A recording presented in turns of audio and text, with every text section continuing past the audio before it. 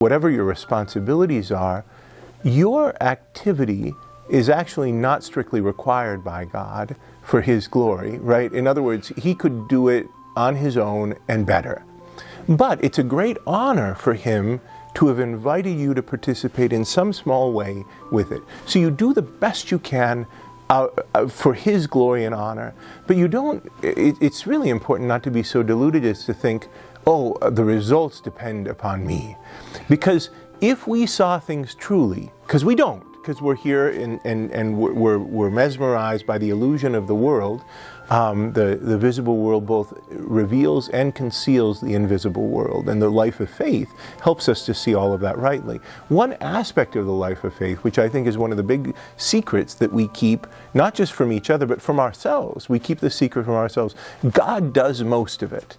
Like God is doing most of it. And so any of our greatest achievements, He did most of it. We did a little. All of our great failures, we think, oh, I failed or whatever. No, He might not have allowed this or that or these types of things. And so I think that I have to keep that in mind with the University of Mary. I think any parent needs to keep that in mind as well. To be entrusted with a young immortal soul, and then to raise that soul in the faith, and to know God and right and wrong and all of these things is a deep and an important responsibility. People do the best that they can, but God's doing much more. Getting your child baptized actually is terrifically important, because that's a consecration. And the grace of the baptized soul is objective. It's not a fairy tale or some kind of imaginary thing. It really happens. In baptism, a soul is ransomed from the kingdom of darkness and brought into the kingdom of light. That baptismal grace doesn't go to waste, because God's not a wasteful God. And so as a result, the responsibility of parents is great, but it's not crippling because it's not absolute. God's responsible too. Like, when you have children, you don't typically fill out an application and say, okay, it's time, you know what I mean? And could you send us a little boy, blue eyes, please, this type of thing. No, there are some modern kind of technological nightmare scenarios in which that's happening now. But that's not how it works at all. God makes that decision. He's in charge of that. And so He's responsible too. It's partly His fault. You know, and so I think it's important for us to keep that in mind. Now, to grieve over the loss of one's children's faith is deeply, deeply painful, of course. And anybody who's been a priest for 5 minutes has had a couple come up and say, Father, we don't know what we did wrong. We don't know what we did wrong. Our parents, when we were little, they sent us to Catholic school. They taught us our prayers. They taught us right and wrong, and we kept the faith. Maybe we left for a while in college or whatever, but we kept the faith. We did the same thing with our children. We got them their sacraments. We sent them to Catholic school. We taught them their prayers, and they've all left, and our grandchildren aren't even baptized. What did we do wrong? People have a lot of shame. Well, I think it's important to recognize that your parents had advantages that you don't have, because the culture has changed. We used to be in a Christendom age in which the ambient culture at least had the remnant or the smell of the Christian faith in it. When I was a boy, I grew up in a town of 200 on the North Dakota prairies.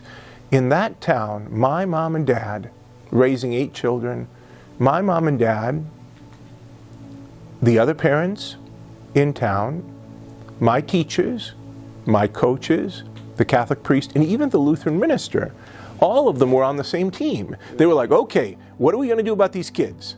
We got to do it. Like, we've got 18 years, and we've got to make them good American citizens and strong Christian men and women. Let's do it together. And they were working together. My younger brother is raising the exact same number of children, 8 children, on the same farm a couple of decades later. he and his wife have a completely different task ahead of him. That's why a place like Catholic Family Land is much, much more important, because in the past you could depend on your hometown to help.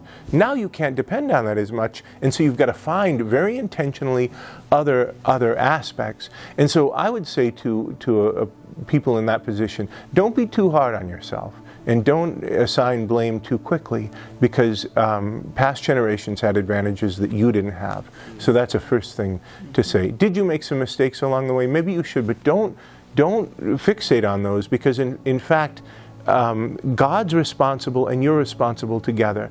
That means, by the way, that you can grieve, but you shouldn't grieve as those, and this is from St. Paul the Apostle, we should never grieve as those who have no hope.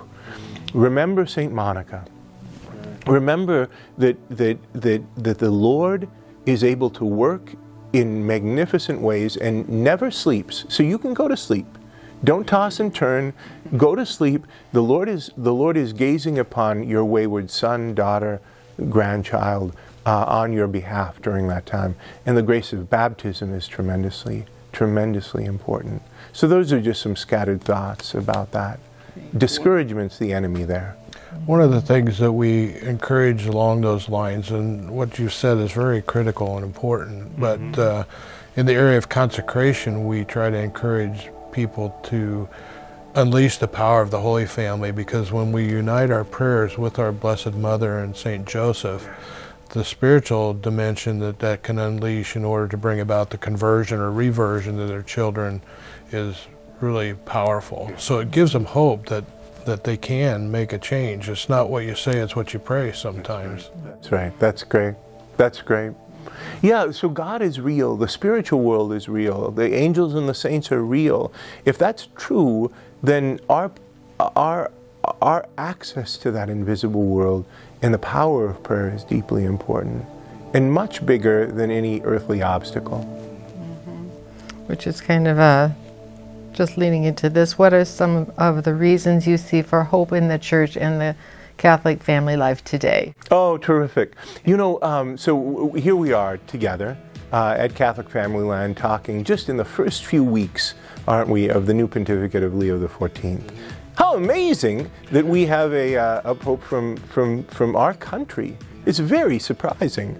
You know, the day that he was elected, I-94 is the interstate that runs right through North Dakota. Well, of course, it also runs right through Chicago.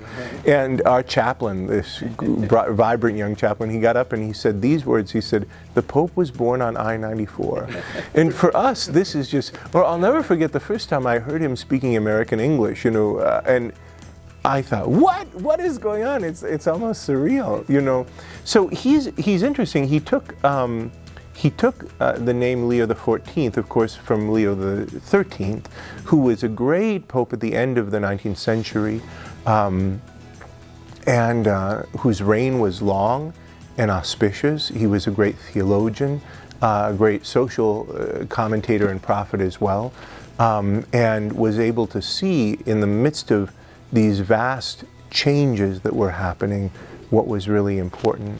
Leo XIV, I think, and who knows how all things unfold, but my great hope, Diane, is that his focus, as he's considering how the church needs to speak and move and witness in the world today, will take into account in really significant ways marriage and the family.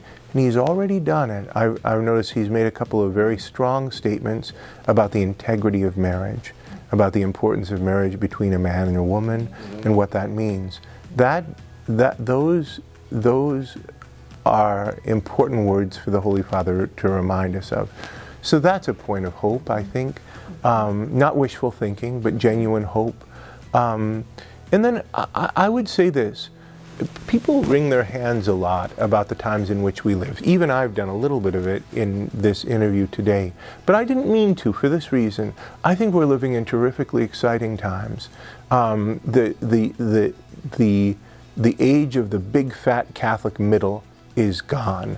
You know, when our immigrant ancestors first came to this country, they encountered a lot of anti-Catholicism. There was even a political party, the Know Nothings, which was particularly dedicated to anti-Catholicism. People forget this, but the Ku Klux Klan was deeply racist, but it also was anti-Catholic and anti-immigrant in that time. And so I think at a certain point, especially after the Second World War with the GI Bill and other sort of cultural ingredients, Catholics kind of came into their own.